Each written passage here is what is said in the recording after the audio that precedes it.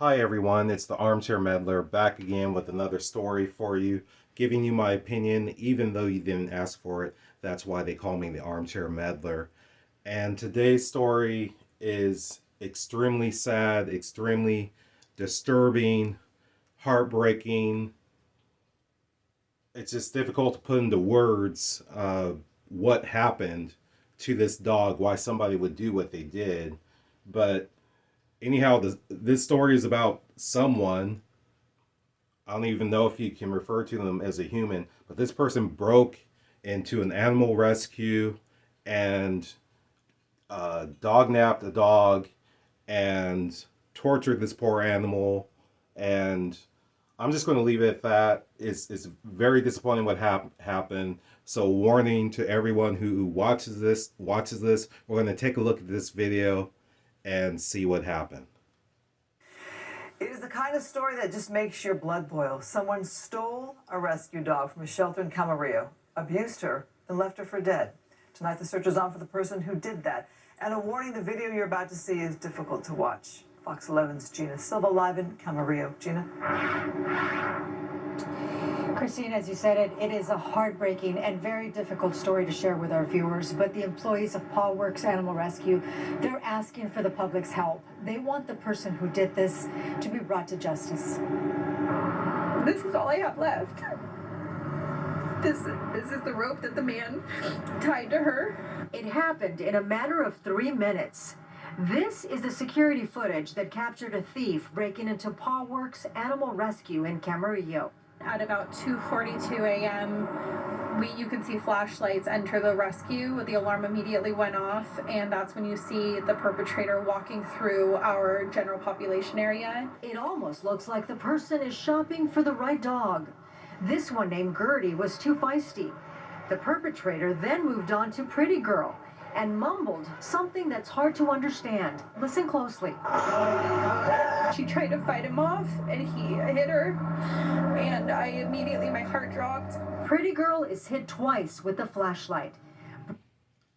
Okay, so something that stands out to me in all of this is that obviously this person has a lot of hatred in their heart for animals, most likely for people also, and that this was planned because this person broke into this building obviously knowing that these animals were in there. So this was a premeditated thing, if you ask me about it.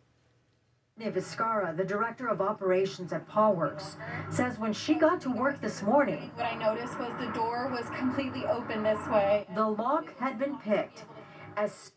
Okay, yeah, the person picked the lock, so this was something that was planned. More than likely, this person had visited that location prior and had seen where these dogs were, and like I said, this was pre-planned. And what you see that this person is accused of doing to this dog, this person is a danger to not only dogs, other animals, but also a danger to people. We looked at the security footage. Brittany knew the 3-year-old German Shepherd mix was in trouble. Who would break into an animal rescue and take a dog that's probably been neglected her whole life and then take her out and cause her to be in such fear? Later in the morning, a good Samaritan saw Pretty Girl on the southbound lanes of the 101 freeway, not too far from Paw Works Animal Rescue. She picked up Pretty Girl and drove her to the nearest animal hospital. She crashed on the table. Her body couldn't fight anymore, so she crashed on the table and she passed away because the injuries were too severe, so we couldn't save her. It's unclear if the person who took Pretty Girl is a man or a woman.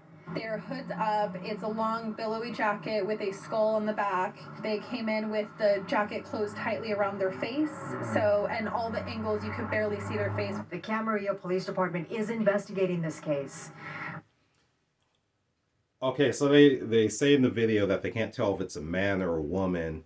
One thing to look at, even though this person's face is covered by the hood, to try to determine whether or not this is a man or a woman, is to try to see the outline of the shape of the person in the clothes. Also pay attention to the manner in which the person walks. What is their gait like? Because usually in most cases, a male's gait and a female's gait, the way that they walk will be different.